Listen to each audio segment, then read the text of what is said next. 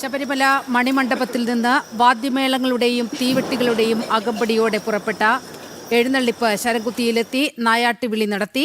ശേഷം ആഘോഷങ്ങളില്ലാതെ ഭൂതഗണങ്ങളും മലദൈവങ്ങളുമായി ഭഗവാൻ തിരികെ സന്നിധാനത്തേക്ക് എഴുന്നള്ളുന്ന ദൃശ്യങ്ങളാണ് കാണുന്നത്. വിവരങ്ങളുമായി അരുൺ കൊടുങ്ങൂർ ചേരുന്നുണ്ട്. അരുൺ, ഭക്തിസാന്ദ്രമാണ് സന്നിധാനം. ഇപ്പോൾ 5-ാം ദിവസമാണ് ഈ നായാട്ടുവിളി അവസാനിച്ചിരിക്കുന്നത്. ഭൂതഗണങ്ങളെയും മലദൈവങ്ങളെയും കൊണ്ട് ഭഗവാൻ അങ്ങനെ മടങ്ങുന്ന ദൃശ്യങ്ങളാണ് നമ്മൾ കാണുന്നത്. വിവരങ്ങൾ തീർച്ചയായും ഏറ്റവും ഭക്തിസാന്ദ്രമായുള്ള കാഴ്ചകൾ തന്നെയാണ് ശബരിമലയിൽ നിന്ന് നമുക്ക് കാണാനാകുന്നത്. ഇതൊക്കെ തന്നെ നമുക്ക് മനസ്സിലാക്കേണ്ടത് ശബരിമലയുടെ ഏറ്റവും പ്രധാനപ്പെട്ട, ഏറ്റവും പവിത്രമായ, ഏറ്റവും വിശിഷ്ടമായ ആചാരങ്ങളൊക്കെ തന്നെ അതേപടി ആ പാരമ്പര്യ തനിമയോടെ തന്നെ നടത്തുന്നു എന്നുള്ളതാണ് ഏറ്റവും പ്രധാനപ്പെട്ട കാര്യം. ഈ ആചാരങ്ങളൊക്കെ തന്നെയും അതിന്റെ ഭാഗമാണ്. ശബരിമലയുടെ ഐതിഹ്യവുമായുള്ള ഏറ്റവും അഭേദ്യമായ ബന്ധമുള്ളതാണ്. അതുകൊണ്ട് തന്നെയാണ് ആ ആചാരങ്ങളൊക്കെ തന്നെയും അത് ഇത്ര കൃത്യമായി തന്നെ നടപ്പാക്കുകയും ചെയ്യുന്നത്. എന്തായാലും ഇന്ന് ശരംകുത്തിയിലേക്കുള്ള എഴുന്നള്ളിപ്പിന് ശേഷം മലദൈവങ്ങളും ഭൂതഗണങ്ങളുമായി ഭഗവാൻ സന്നിധാനത്തേക്ക് മണിമണ്ഡപത്തിലേക്ക് തിരികെ യാത്രയാകുന്നു എന്നുള്ള ഒരു സങ്കല്പത്തിലാണ് ഈ ആഘോഷങ്ങളൊന്നുമില്ലാതെയുള്ള ഈ തിരിച്ചെഴുന്നള്ളിപ്പ് നടക്കുന്നത്. നമുക്കറിയാം, അല്പസമയങ്ങൾക്ക് മുമ്പ് നമ്മൾ കണ്ടിരുന്നു ആ ദൃശ്യങ്ങളിലൂടെ. ആഘോഷപൂർവമാണ്. വാദ്യമേളങ്ങളുണ്ട്, തീവട്ടികളുണ്ട്, എല്ലാം ആഘോഷപൂർവ്വം ഇങ്ങനെ ഭഗവാന്റെ സന്നിധിയിൽ നിന്നും മണിമണ്ഡപത്തിൽ നിന്നും വലിയ നടപ്പന്തലിലേക്ക് എത്തി 18-ാം പടിക്ക് താഴെയിലൂടെ വലിയ നടപ്പന്തലിലേക്ക് എത്തി ശരംകുത്തിയിലേക്ക് എത്തുന്ന ആഘോഷപരമായുള്ള ആ എഴുന്നള്ളിപ്പ് നമ്മൾ കണ്ടതാണ്. ഇതിന് ശേഷമാണ് വാദ്യമേളങ്ങളൊക്കെ ഒന്നുമില്ലാതെ തീവട്ടികളെല്ലാം തന്നെ അണച്ചുകൊണ്ടുള്ള ഒരു മടക്ക എഴുന്നള്ളിപ്പ് ഇപ്പോൾ നടക്കുന്നത്. അല്പസമയങ്ങൾക്കുള്ളിൽ തന്നെ ഈ ഭഗവാന്റെ ഈ തിടമ്പ് മണിമണ്ഡപത്തിലേക്ക് എത്തും. അതോടെ തന്നെ ശബരിമലയുടെ മകരവിളക്കിന് ശേഷമാണ് ഏറ്റവും സുപ്രധാനമായിട്ടുള്ള, ഏറ്റവും ശ്രേഷ്ഠമായ, ഏറ്റവും പുണ്യം നിറയുന്ന, ഏറ്റവും പവിത്രമായ ചടങ്ങുകളൊക്കെ തന്നെയും നടക്കുക. അതിന്റെ ഏറ്റവും പരമപ്രധാനമായ ഒന്നാണ് ഈ ശരംകുത്തിയിലേക്കുള്ള എഴുന്നള്ളിപ്പ്. ആദ്യ 4 ദിവസങ്ങളിൽ മണിമണ്ഡപത്തിൽ നിന്നുള്ള എഴുന്നള്ളിപ്പ് നേരെ 18-ാം പടിക്ക് മുന്നിലാണ് എത്തുന്നത്. അവിടെ നിലപാട് തറയിൽ, 18-ാം പടിക്ക് മുന്നുള്ള ആ ഭാഗത്തെയാണ് നിലപാട് തറ എന്ന് പറയുന്നത്. ആ നിലപാട് തറയിൽ നിന്നുകൊണ്ടാണ് ഈ നായാട്ട് വിളി നടത്തുന്നത്. ആ നായാട്ട് വിളിക്ക് ശേഷം 5-ാമത്തെ ദിവസത്തെ എഴുന്നള്ളിപ്പാണ്. 5-ാമത്തെ ദിവസത്തെ എഴുന്നള്ളിപ്പാണ് ശരംകുത്തിയിലേക്ക് എത്തി ശരംകുത്തിയിലെ ഭഗവാന്റെ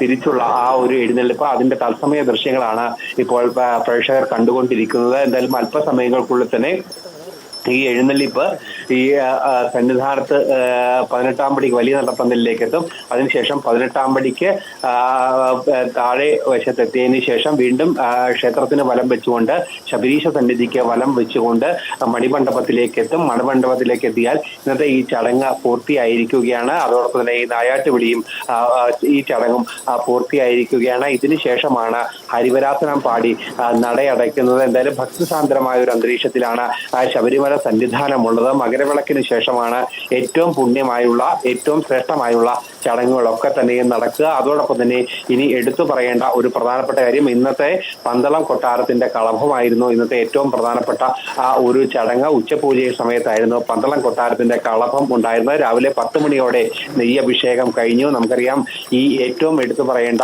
ഒരു കാര്യം, വൃശ്ചികം 1 മുതൽ തുടങ്ങിയ ആ നെയ്യഭിഷേകത്തിന് ഇന്ന് രാവിലെ 10 മണിയോടെയാണ് സമാപനം ആയത്. അതോടൊപ്പം തന്നെ അതിനുശേഷമാണ് പന്തളം കൊട്ടാരത്തിന്റെ കളഭം കൂടി നടന്നത്. അതിനുശേഷമാണ് ഈ മണിമണ്ഡപത്തിൽ നിന്നുള്ള എഴുന്നള്ളിപ്പ് നടന്നത്. നാളെയാണ് ഇനി ഏറ്റവും പ്രധാനപ്പെട്ട മറ്റൊരു ചടങ്ങ് കൂടി നടക്കുന്നത്. അത് മാളികപ്പുറത്തിന് സമീപം മണിമണ്ഡപത്തിന് മുന്നിൽ ഗുരുതി ചടങ്ങാണ് നടക്കുന്നത്. അത് വൈകുന്നേരം 10 മണിയോടെ ഭഗവാന്റെ തിരുനട അടച്ചതിന് ശേഷം, ഹരിവരാസനം ചൊല്ലി അടച്ചതിന് ശേഷമായിരിക്കും നടക്കുക. നാളെ വൈകുന്നേരം ഹരിവരാസനം പാടി നട അടയ്ക്കുന്നത് വരെ മാത്രമായിരിക്കും ഭക്തർക്ക് ദർശനമുള്ളത്. മലയാള നാടിനെ ഒന്നാകെ ഭക്തിസാന്ദ്രമാക്കിക്കൊണ്ട്, ഗ്രാമ നഗര വ്യത്യാസമില്ലാതെ എല്ലായിടങ്ങളെയും ശരണമന്ത്രങ്ങളാൽ മുഴക്കിക്കൊണ്ടുള്ള ആ 2 മാസക്കാലം നീണ്ട മണ്ഡല മകരവിളക്ക് തീർത്ഥാടന കാലം, പുണ്യം നിറയുന്ന ആ മണ്ഡല മകരവിളക്ക് തീർത്ഥാടന കാലത്തിന് സമാപനമാകുകയാണ്. ആ സമാപനം കുറിച്ചുകൊണ്ടുള്ള തിരുനട അടച്ചതിന് ശേഷമാണ് മാളികപ്പുറത്തിന് സമീപം ഗുരുതി നടക്കുക. മാളികപ്പുറത്തിന് പിന്നിലായി മണിമണ്ഡപത്തിന് മുന്നിലായാണ് ആ ഗുരുതി നടക്കുക. അതിനുശേഷം പിറ്റേ ദിവസം, അതായത് 20-ാം തീയതി രാജപ്രതിനിധിക്ക് മാത്രമാണ് ആ ഭഗവാനെ ദർശിക്കാനുള്ള അവസരം ഉള്ളത്. ആ രാജപ്രതിനിധി ദർശനം പൂർത്തിയാക്കി 18-ാം പടി ഇറങ്ങും. അതോടൊപ്പം തന്നെ തിരുവാഭരണം പന്തളത്തു നിന്നും ആചാരപരമായ ചടങ്ങുകളോടെ, അതോടൊപ്പം തന്നെ പരമ്പരാഗത പാതയിലൂടെ ആചാരങ്ങൾക്ക് അണുവിട വ്യത്യാസമില്ലാതെ എഴുന്നള്ളി വന്ന ആ തിരുവാഭരണ പേടകം ഭഗവാന്റെ 18-ാം പടി തിരിച്ചിറങ്ങി പോകുന്നതോടെ, അതോടൊപ്പം തന്നെ ആചാരപരമായ ചടങ്ങുകളൊക്കെ തന്നെ പൂർത്തിയാക്കി രാജപ്രതിനിധി PN നാരായണവർമ്മ തമ്പുരാൻ തിരിച്ചിറങ്ങുന്നതോടെയാണ് ഈ ചടങ്ങുകളൊക്കെ തന്നെയും പൂർത്തിയാകുക. ഇതിനുശേഷം നടയടയ്ക്കും. ഇതോടെ ഈ മണ്ഡല മകരവിളക്ക് ചടങ്ങിന് പൂർണ്ണമായുള്ള പരിസമാപ്തിയിലേക്ക് എത്തുകയും ചെയ്യും. എന്തായാലും ഭക്തജനങ്ങളുടെ ഒരു ഭക്തസഹസ്രങ്ങളാണ് ഇപ്പോഴും ഭഗവാന്റെ തിരുസന്നിധിയിലേക്ക് ആ ദിവ്യ ദർശനം ഒന്ന് കാത്തുകൊണ്ട് ഭഗവാന്റെ തിരുമുന്നിലേക്ക് ആ ദിവ്യ സ്വരൂപം ഒന്ന് കാണുവാൻ, വില്ലാളി വീരനായ ഭഗവാനെ ഒന്ന് കാണുവാൻ, വീരമണികണ്ഠനായ ഭഗവാനെ ഒന്ന് കാണുവാൻ, യോദ്ധാവായുള്ള ഭഗവാനെ ഒന്ന് കാണുവാനുള്ള ആ ഒരു കാത്തിരിപ്പിലേക്ക് ഇങ്ങ് ഒഴുകി എത്തിക്കൊണ്ടിരിക്കുന്നത്. എന്തായാലും ഏറ്റവും പ്രധാനപ്പെട്ട ചടങ്ങുകളിലൂടെ ശബരിമല സന്നിധാനം ഒന്നാകെ മാറുകയാണ്. എന്തായാലും തിരിച്ചുള്ള എഴുന്നള്ളിപ്പ് വലിയ നടപ്പന്തലിന് ഏറ്റവും പുണ്യവും പരിപാവനവുമായ നിമിഷങ്ങളിലൂടെയാണ് ശബരിമല സന്നിധാനം ഇപ്പോൾ കടന്നുപോയിക്കൊണ്ടിരിക്കുന്നത്.